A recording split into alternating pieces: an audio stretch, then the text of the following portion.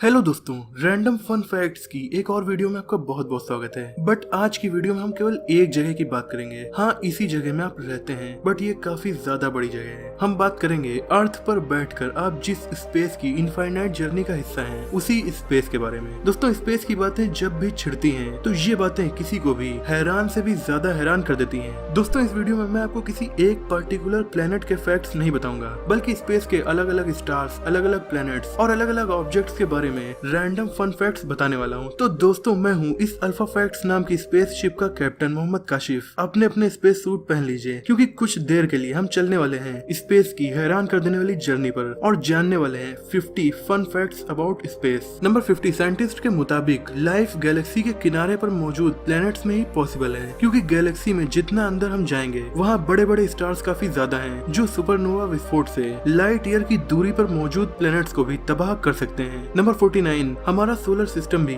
Milky वे के बीच में नहीं, किनारे पर ही मौजूद है। यहाँ तारों की भीड़ कम है, जैसे कि हम शहर से दूर किसी पीसफुल विलेज में हैं। नंबर 48, हमारा यूनिवर्स ओरिजिनली केवल हाइड्रोजन और हीलियम का बना है। बाकी के एलिमेंट्स जो कुछ आप अपने आसपास देखते हैं, यहाँ तक कि आपके खुद की बॉडी के एलिमेंट्स भी स्टार के फटने से बने हैं। नंबर 47, हमारी बॉडी का कार्बन, हमारा गोल्ड, ये सब एक्सप्लोडिंग स्टार से ही बने हैं। नंबर 46, केवल हाइड्रोजन और हीलियम गैस साइंटिस्ट के मुताबिक बिग बैंग के बाद बनी है, यानी आपके बलून में मौजूद हीलियम की एज लगभग यूनिवर्स के बराबर है। नंबर 45, हमारे स्टार जिन्हें आप आसमान में देखते हैं, आप उनका प्रेजेंट नहीं बल्कि उनका पास्ट देख रहे होते हैं। वो अभी कैसे हैं ये आप नहीं जान सकते, क्योंकि हजारों लाइट ईयर दूर होने की वजह से उन स्टार्स की लाइट हजारों सालों के बाद हम तक पहुंच रही है। नतीजा ये कि वो हमें हजारों साल पहले के दिखाई दे रहे हैं। नंबर 44, मरकरी और वीनस को छोड़कर सोलर सिस्टम के सभी प्लैनेट्स के अपने मून्स हैं। नंबर 43, हमारे सोलर सिस्टम के सबसे बड़े प्लेनेट जुपिटर के सबसे ज्यादा यानी 79 मून्स हैं, और पूरी गैलेक्सी में साइंटिस्ट अभी तक कोई भी ऐसा प्लेनेट नहीं ढूंढ पाए हैं जिसके 79 मून हो, यानी गैलेक्सी में सबसे ज्यादा मून जुपिटर के हैं। नंबर 42, 1923 तक साइंटिस्ट मानते थे कि मिल्की वे गैलेक्सी ही पूरा यूनिवर्स है और इसके बाहर कुछ नहीं है, और फिर एस्ट्रोनॉट एडविन हबल ने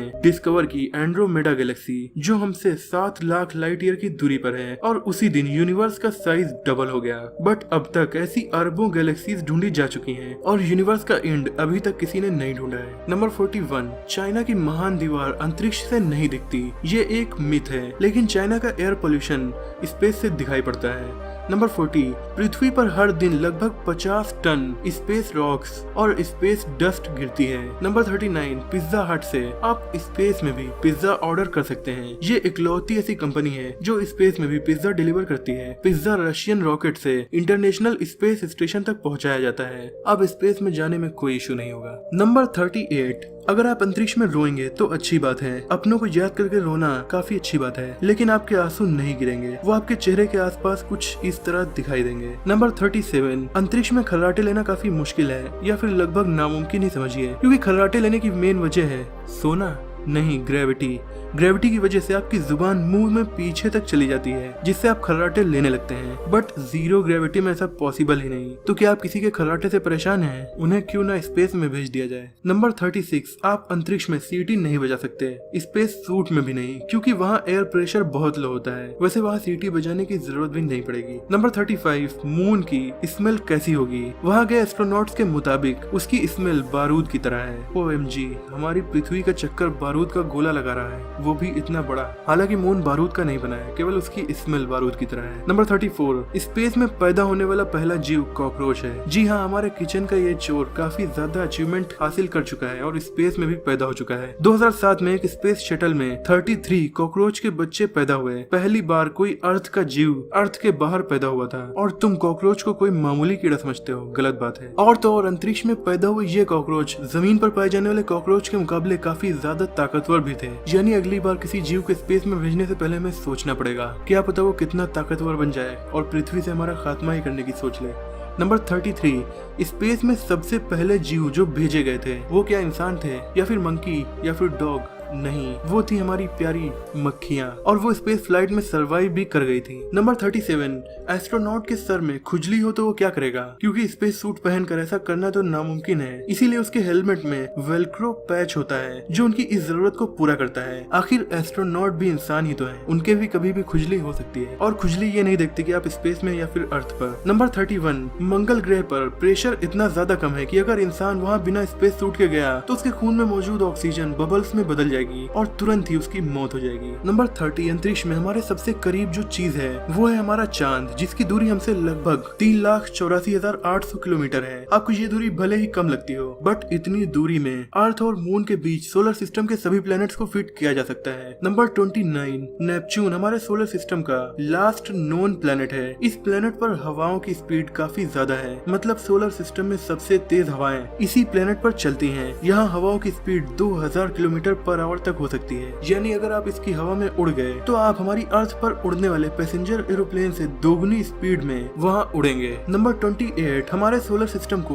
दो पार्ट में डिवाइड करती है। एक एस्ट्रॉयड बेल्ट, ये मार्स और जुपिटर के बीच में है। ये हजारों लाखों एस्ट्रॉयड का समूह है जो हमारे सूरज का चक्कर लगा रहा है, और ये दिखने में डिवाइडर की तरह लगते हैं। इसके एक तरफ मरकरी, वीनस, अर्थ और मार्स हैं, और दूसरी तरफ बाकी के प्लैनेट्स हैं। नंबर 27 एस्ट्रॉयड बेल्ट की तरह ही लास्ट प्लैनेट नेपच्यून के बाद क्यूपर बेल्ट भी है। ये बहुत सारे आइसी ऑब्जेक्ट्स का समूह है, पर साइंटिस्ट इस जगह के बारे में कुछ खास नहीं जानते। कुछ थ्योरीज के मुताबिक नेपच्यून के बाद एक और जायंट प्लैनेट छुपा है जिसे हम अब तक ढूंढ नहीं पाए हैं, और उस प्लैनेट का नाम भी रख दिया गया है प्लैनेट 9 या फिर प्लैनेट एक्स, पर ये सिर्फ एक थ्योरी है। नंबर 26 प्लूटो पर भी वोल्केनो है, पर उनसे लावा नहीं निकलता। प्लूटो की वोल्केनो जब फटती है तो उनसे निकलती है बर्फ, बहुत ज्यादा बर्फ। नंबर 25 एक सबसे अजीब स्पेस फैक्ट, हम सूरज में रहते हैं। जी हाँ, हम सूरज में रहते हैं। ये कैसी अजीब बात है, बट ये रियलिटी है। हमारे सूरज की एटमॉस्फेयर इतनी ज्यादा एरिया में फैली हुई है कि हमारी अर्थ भी उस एटमॉस्फेयर का ही हिस्सा है, तो टेक्निकली हम सूरज में रहते हैं। इनफैक्ट सोलर विंड के झोंकों की वजह से ही हमें ये शानदार और चमकदार नॉर्दर्न और साउदर्न लाइट देखने को मिलती है। नंबर 24 महासागर केवल अर्थ पर नहीं है, ये जुपिटर पर भी है, लेकिन पानी के नहीं। जुपिटर पर मौजूद समुद्र मेटेलिक हाइड्रोजन के बने हैं, और इनकी गहराई है 40,000 किलोमीटर, यानी अर्थ की सरकमफ्रेंस से भी ज्यादा गहरे जुपिटर के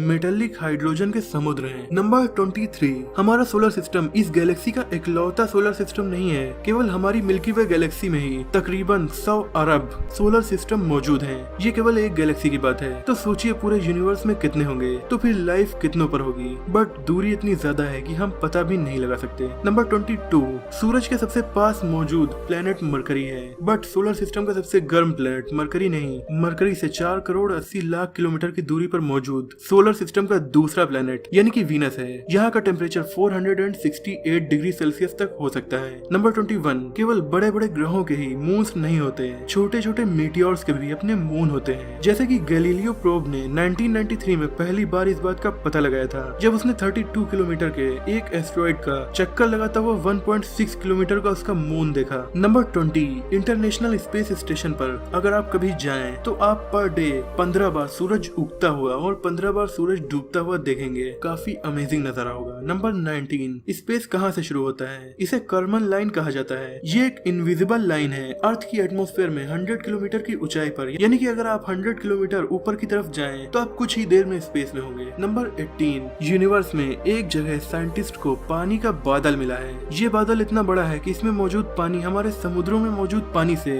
140 ट्रिलियन टाइम्स या फिर 140 खरब गुना ज्यादा है, यानी अंतरिक्ष में पानी की जरा भी कमी नहीं है। लेकिन पृथ्वी पर कुछ देशों में तो है, इसीलिए हमें ज्यादा पानी नहीं खर्च करना चाहिए। नंबर 17 सोलर सिस्टम के बीच में बहुत से केमिकल्स हैं, उन्हीं में से एक मेन केमिकल है एथिल फॉर्मेट। ये रास्पबेरी का मेन फ्लेवर भी होता है, यानी हमारे सोलर सिस्टम का टेस्ट रास्पबेरी की तरह है शायद। नंबर 16 हमारी मिल्की वे गैलेक्सी 270 किलोमीटर पर आवर की स्पीड से रोटेट हो रही है, यानी कि कुछ देर पहले आप यूनिवर्स में जहाँ थे, वेल हम सब जहाँ पर थे, हम अब उस जगह से लाखों किलोमीटर दूर आ चुके हैं और पैदा होने से लेकर अब तक हम लोग स्पेस में करोड़ों किलोमीटर की दूरी ट्रेवल कर चुके हैं, पर हम अपने स्पेसशिप यानी कि अर्थ से बाहर गए ही नहीं। ये बात एकदम उसी तरह है जैसे आप अपनी किसी कार में बैठकर दूसरे देश ट्रेवल कराएं लेकिन कार से बाहर ही ना निकले, तो फिर आप उस देश के बारे में कुछ जान नहीं पाएंगे। खैर, इतना जब हम सबने ट्रेवल कर ही लिया है तो अब आप भी अपने इंस्टाग्राम या सोशल मीडिया प्रोफाइल पर अपनी बायो में ट्रेवलर लिख सकते हैं, क्योंकि आखिरकार आप सुबह जहाँ थे वहाँ से अब लाखों किलोमीटर दूर आ चुके हैं, तो ट्रेवल तो हम सब कर रहे हैं, तो ट्रेवलर लिखने में कोई बुराई नहीं। नंबर 15, पृथ्वी के अंदर ही नहीं, हम जहाँ गए हैं हमने वहाँ कूड़ा और गंदगी फैलाई है, क्योंकि स्पेस स्टेशन में भी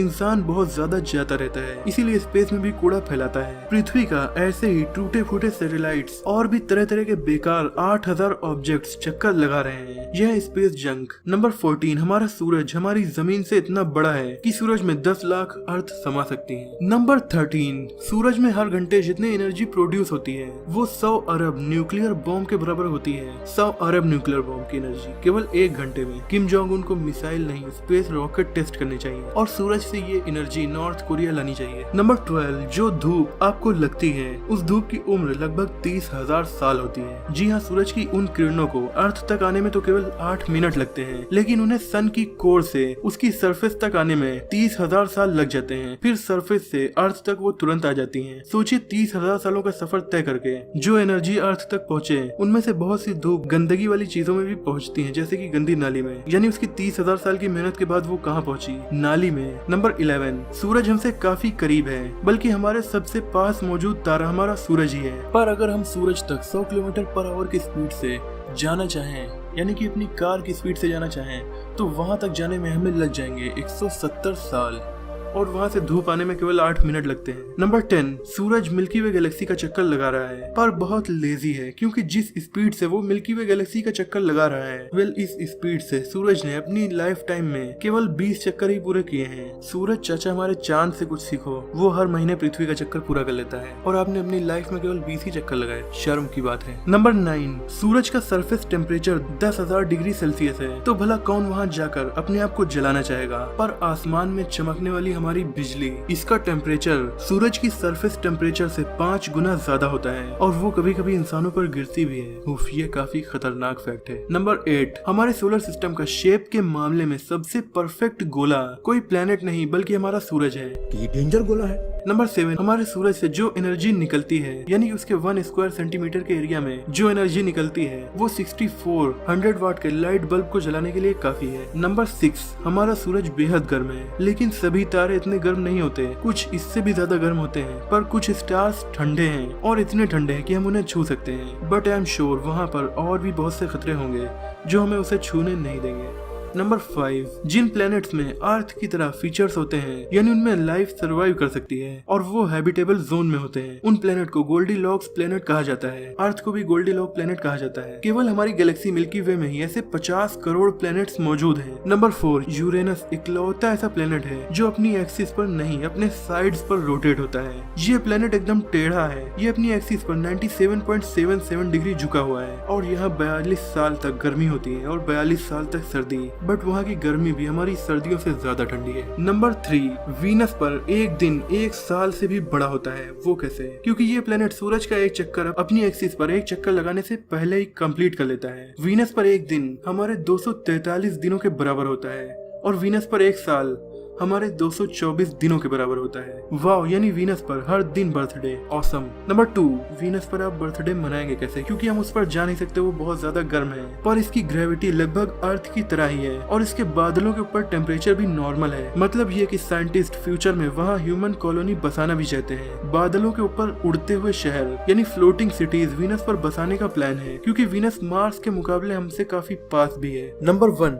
वीनस की बात हो ही रही है तो मैं आपको बता दूं, इसकी अपने एक्सिस पर रोटेट होने की स्पीड बेहद स्लो है। आप यहाँ प्लेनेट की रोटेशन स्पीड से तेज चल सकते हैं, क्योंकि ये अपनी एक्सिस पर केवल 6.4 किलोमीटर पर आवर की स्पीड से रोटेट होता है। दोस्तों, वीडियो आपने लास्ट तक देख ली तो एक बोनस फैक्ट भी जान लीजिए, लेकिन उससे पहले अगर आपने इस वीडियो को लाइक और शेयर नहीं किया तो इसे लाइक और शेयर भी कर दीजिए। ऐसे इंटरेस्टिंग टॉपिक्स पर नॉलेजफुल वीडियोस देखने के लिए हमारे चैनल को सब्सक्राइब करके बेल आइकन को भी दबा दीजिए। हमसे आप इंस्टाग्राम पर भी जुड़ सकते हैं, लिंक डिस्क्रिप्शन में है। तो बोनस फैक्ट, हमारा सोलर सिस्टम मिल्की वे का चक्कर लगा रहा है। हर करोड़ों साल में जब इसका चक्कर कंप्लीट होता है तो हम एक ऐसे एरिया में पहुंचते हैं जहां बहुत सारे स्पेस ऑब्जेक्ट्स होते हैं जैसे कि मीटियोर्स। तो कुछ साइंटिस्ट की थ्योरीज के मुताबिक ये अंतरिक्ष का कूड़ा सोलर सिस्टम की बाहरी परत यानी ऑर्ट क्लाउड को डिस्टर्ब कर देता है, जिससे बहुत से ऑब्जेक्ट्स सोलर सिस्टम में बिखर जाते हैं और फिर प्लैनेट्स पर मीटियोर गिरते हैं। और माना जाता है लास्ट टाइम जब हम यहाँ पहुंचे थे तभी डायनासोर का खात्मा हुआ था। तो दोस्तों ये थे यूनिवर्स के बारे में कुछ शानदार फन फैक्ट्स। ऐसी और भी इंटरेस्टिंग और शानदार वीडियोस देखने के लिए आप हमारे दूसरे चैनल अल्फा टॉक्स को भी सब्सक्राइब कर सकते हैं। उसका लिंक आपको डिस्क्रिप्शन में मिल जाएगा। वहाँ पर भी आपको काफी ऑसम फैक्ट जानने को मिलेंगे। आपको ये वीडियो कैसी लगी कमेंट में हमें जरूर बताइएगा। मिलते हैं अगली वीडियो में, तब तक के लिए अपना और अपनों का ख्याल रखिए।